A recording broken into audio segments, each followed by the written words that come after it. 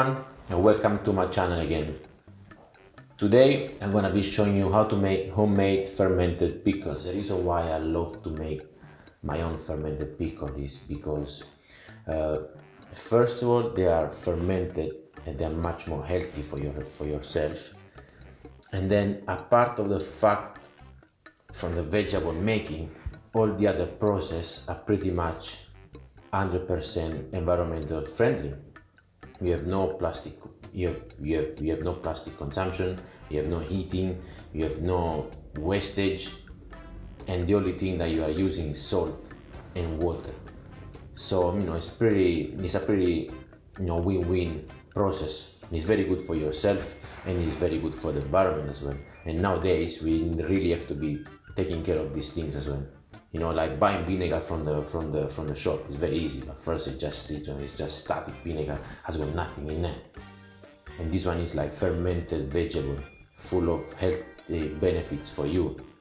So think about it, And it might be a bit more time consuming for you, but at the end of the day, you're gonna be eating something amazing, something that you've made, and something that is really healthy for you and for the environment. So let's get right into this recipe. I want you to learn this recipe, master it, and share on the comment below what was your experience. Alright, let's dive right into it. So what we are going to need for this recipe is a glass jar, some vegetable. Try to use firm vegetable. Don't go for like soft center like something like courgette, cucumbers, because it needs different salt percentage. So try to stay with sort of like firm, like cauliflower, carrots, some onions. This one is this is like a sort of celery, wild celery. Try to go as for organic. So this recipe is really simple. All you have to do is just wait for the fermenting process to happen. Okay, so what we're gonna do is just throw the vegetable into the jar.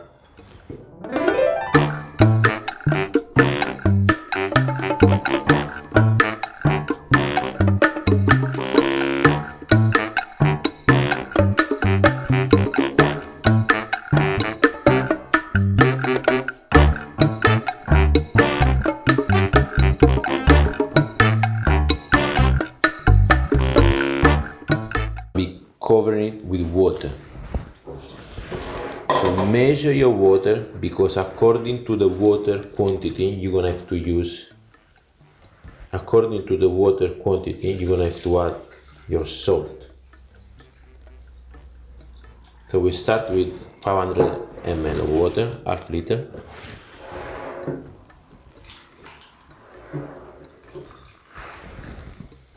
So with a bit more there. So we're gonna go for 800 ml. Right. So in here we've got 800 ml of water. We need to add 3% of salt on the amount of the water. So we're gonna have to add 24 grams of salt, 3 grams every 100 ml of water. So here is the salt.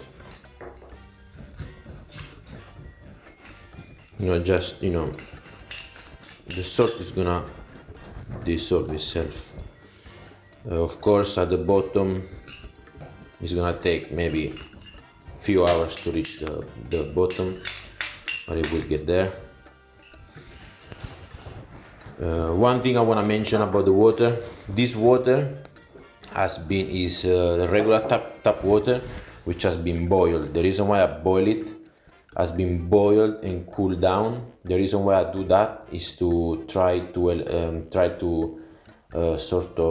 get rid of as much chlorine as possible, because the chlorine it might affect your fermentation process.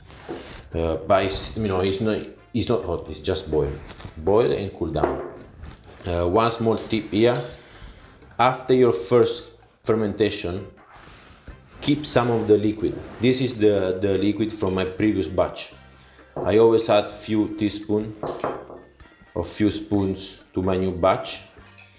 because it's gonna make it ferment slightly faster. You know, obviously it's gonna bring some sort of old bacteria in it, which is very good.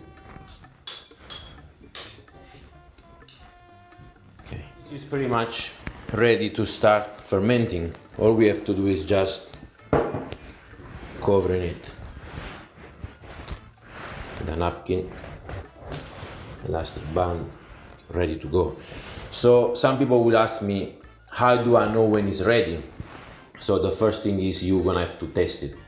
Once you feel it sour, once you feel that sourish flavor, is ready to go. I'd say at an average temperature of 20 degrees, it might take about a week. Okay, these are, you know, as you can see, is, you can see the liquid is very clear. You see, here I've got some. Here I've got my whole batch. You can see the liquid is very sort of milky, so that means it's ready. Also the flavor is very sour. One thing I must say, make sure that every day you go and check it, press it down, and make sure that the vegetable are always below the water.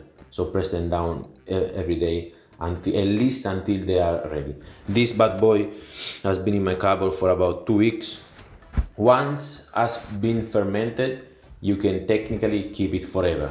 The only thing is that the flavor is gonna be always more sour and sour and sour. So it's, it literally can be kept forever.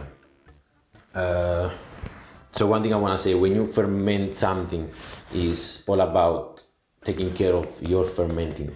So every day you must go there and check, have a look, how you doing today. You check, you smell it, you press it down. You can't just leave it there. If you leave it there, if you forget it, you're gonna have a bad experience. Okay? So fermenting is all about taking care of what you're doing, And as long as you take care and pay attention to what you're fermenting, you're gonna have a beautiful result and some very tasty food. Tasty and also healthy. I really hope that you enjoyed this recipe. Share it. Subscribe to my channel so you are not gonna miss any healthy fermentation recipe. See you soon.